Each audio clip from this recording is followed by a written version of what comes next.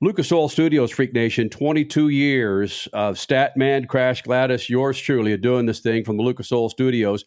And it was a while back when we first had Robert Wickens in the Freak Nation.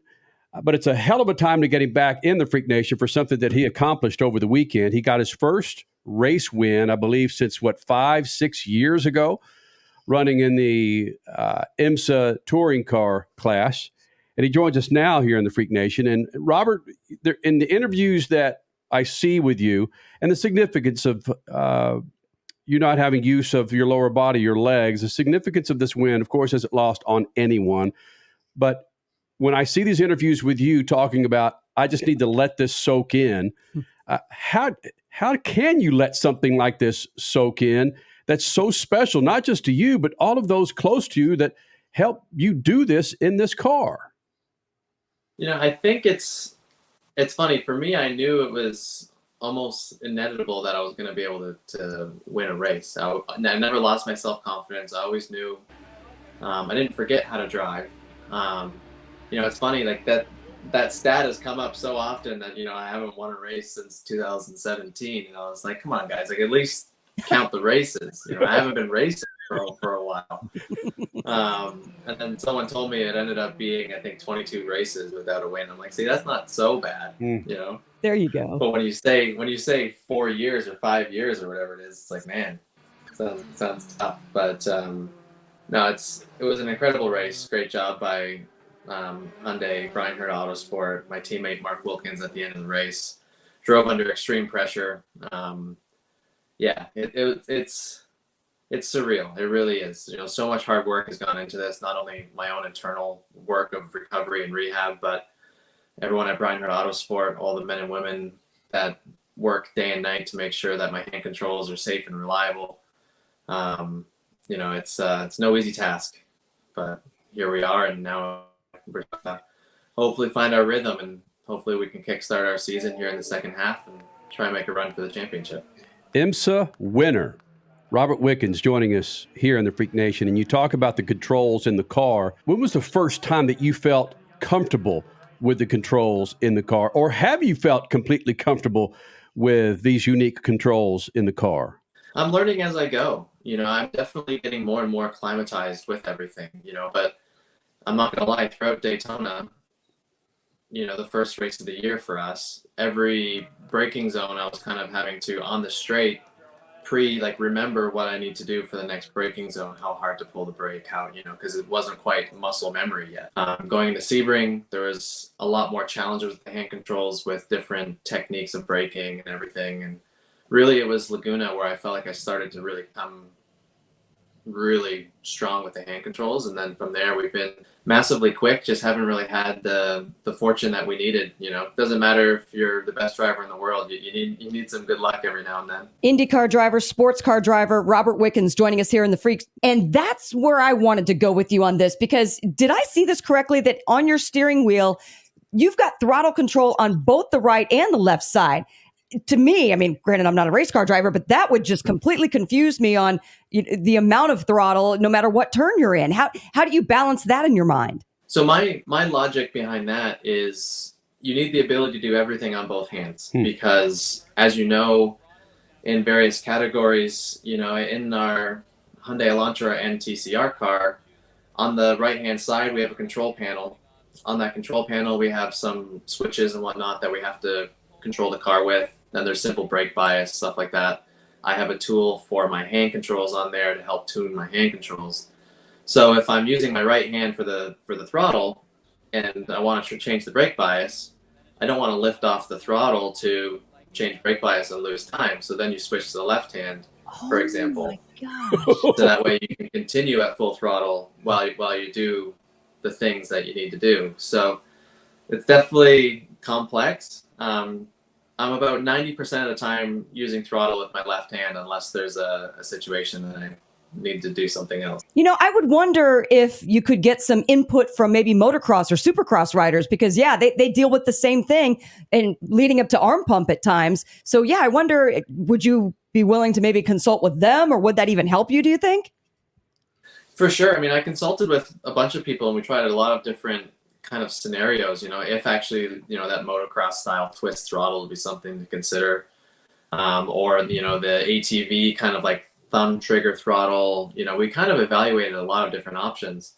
For me, having like a twist throttle on the wheel would have been weird because when you turn, Well, I'd be worried to possibly put throttle on or something.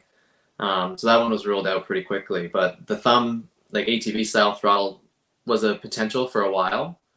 But then ultimately I landed on the system we have now, which is basically, if you think of like a Formula One steering wheel or an IndyCar steering wheel where the clutch paddles are at the bottom of the wheel, we almost just convert that into throttle. So I just kind of pull those paddles on the backside of the steering wheel for throttle. Robert Wickens, I'm stunned. I'm sitting here listening to this. My co-hosts have asked every question that's on my list. So I have to, I'm coming Well, just pick one out of the air and let's go. Pick one out of the air. So that's kind of what I'm going to do here. You've described some incredible activity. All of this is going on. Is there any of this that translates to your everyday life? One of my objectives from all this, obviously, I'm returning back to racing for my own selfish needs. I'm a race car driver by heart. It's all I know my entire life. I gave up everything for this career. So when my accident happened in 2018, I knew I had to get back somehow. I didn't know what it looked like. I didn't know when it would happen, but I knew it was something that I needed to do. Along the way, I drive an accessible vehicle day to day. And I have just the standard off the shelf hand control system. And it's a very crude and relatively unsafe system. It's just a lever that you pull for throttle and you push it for brake, but you basically have to drive one-handed all the time. So pretty early on, I was like, maybe my calling from all of this is to try and make an impact on accessible road safety. Motorsport and racing has always been a testing ground for everyday vehicles and for road safety moving forward. And maybe one day this will be no different. You mentioned 90%. Are you just 10% away from having this be completely intuitive? And are you still thinking about what you're doing? Are you beyond that? Because when you were in IndyCar, I imagine stuff was happening so fast. You did it on without thinking. How far away are you from doing that in this touring car? Definitely, it's becoming second nature more and more in every event. But where I'm still saying I'm not at the maximum is because I'm still struggling a little bit with consistency. The braking is so delicate in motorsport. Doesn't matter if you're 2 wheels, 4 wheels.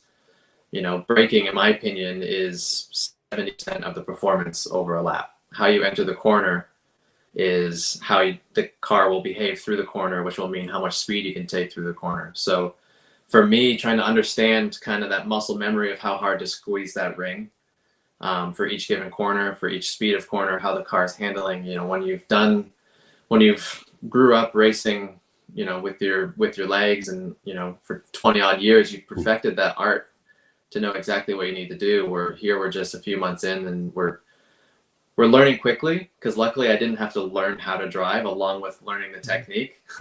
I knew how to drive. Now I'm just learning the technique. So it's very challenging, but we have a lot of very intelligent people at Bryan Herta Autosport, and my teammate Mark Wilkins is a class act and a very good baseline driver to compare myself against. And he's super open-minded. He's the most probably honest teammate I've been a part of so far.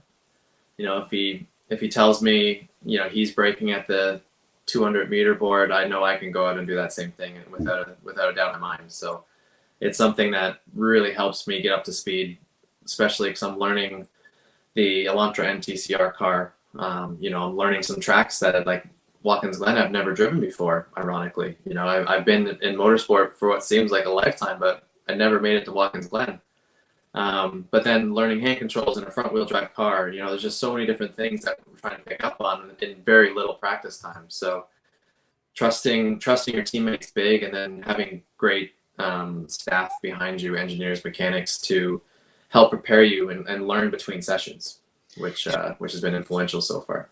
Freak Nation, Robert Wickens, we all know where we were when we got the news with the spinal cord injury in 2018 in the IndyCar series, grabbing his first win in the IMSA sports car series over the weekend, and we know Bryan Herta, I say very well. I mean, we don't go out and have dinner all the time, but I could pick up the phone and talk to the guy if we needed to. He lost a bet to Statman, shaved his head one time because losing a bet.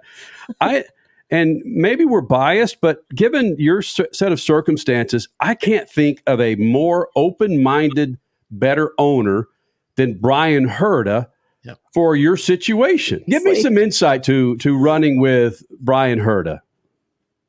First off, Bryan, like, obviously he's a great driver himself. You know, now he's a great team owner, strategist in IndyCar. You know, he just does everything at such a high level. But the most important thing, he's just like an amazing human being. Mm-hmm. And I think that was one thing. Like, obviously I was well aware of who Bryan Herta was. And in 2018, we crossed paths on multiple occasions. But, you know, we raced for different teams. You know, you never really get a chance to get to know each other. And one day during, I think it was 2020, he called me up out of the blue. I didn't have his number saved. He introduced himself and he just asked me driver to driver, you know, do you have any ambition to race again? And I said, yeah, of course I do. I'm actually trying to get something accomplished. I'm just not getting much traction. And then, you know, he's like, okay, well, it's good to know, you know, we'll be in touch. He hangs up the phone. And I was like, okay, that was weird, right? Cool, but weird. You know, a few months pass and then, you know, now we're into 2021. I think he calls me up like mid-April and he's like, what are you doing May 4th? And I was, well, you and I are in Texas on the 2nd and 3rd for IndyCar, but the 4th I'm free. And he's like, cool, let's go to Mid-Ohio and let's get you in a race car. Oh my gosh. And he explained, you know, Michael Johnson has joined Bryan Herta Autosport, who's also a paraplegic. And so we have a hand-controlled car ready to run. And they're kind enough to let me share the car with him for the day. And that was just like, you know, Christmas all over again. So we traveled on you know, late night flight from Texas to Columbus and made the drive down to Mid-Ohio. And it was the typical, you know, you picture your recovery, your first time back in a race car being just a beautiful sunny day, you know, great weather. It was cold, raining the whole time, you know. Yeah, you're in Ohio. Come on, dude, you're in Ohio. Yeah, I guess, right? But honestly, it was just such a great day just to get back behind the wheel. You know, I'd done so much time on iRacing with hand controls, trying to get it to be second nature with my hands, that just getting back into a race car again and showing to myself, because, like, you know, when you drive virtually, you don't get the G-force and everything. And for the whole time during my recovery, I was like, I wonder what my body will react with G-force. You know, I regained quite a bit of strength and a good amount of muscle function. You know, I can't walk permanently, but I can take the odd step here and there and stand for a short period of time before I fall over. So it's I was always wondering, like, how's my body going to handle G-force? But you don't know it until you try it. So that day in Mid-Ohio was, I think, a breakthrough day for me, even though it was just an honest invitation, just Bryan reaching out driver to driver to let me fulfill something that I needed to fulfill for myself, which was to drive a race car again to see if it was even possible. And it was, I'll cherish that day, I think, for the rest of my life. And then from there, one thing led to another, and Bryan Herta Autosport made the decision to expand to 6 cars in 2022. And Bryan then gave me another call and said, like, hey, you want to go racing? And I was like, what do you think the answer is, Bryan? Yeah. And here we are. So honestly, Bryan's just such a good guy. Not only that, his business partners, you know, Sean Jones and Eric Chase at Bryan Herta Autosport, Hyundai, everything that they've put into this program. You've talked through this interview a little bit about how great Bryan has been as far as a team owner. I want to know what sort of dad advice he's giving you and Carly, because time's coming, man. You are in such a monumental year of 2022, getting back in a race car, competing, getting to victory lane, and now going to be a dad soon. I mean, come on. This is amazing for you guys.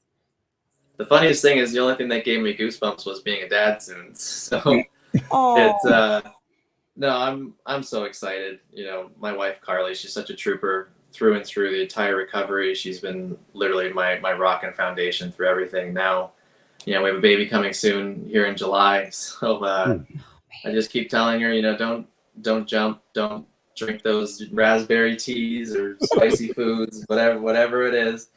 Give me till July 4th when I'm back from Canadian Tire Motorsports Park, and then we can have the baby, but please just hang on a little bit longer.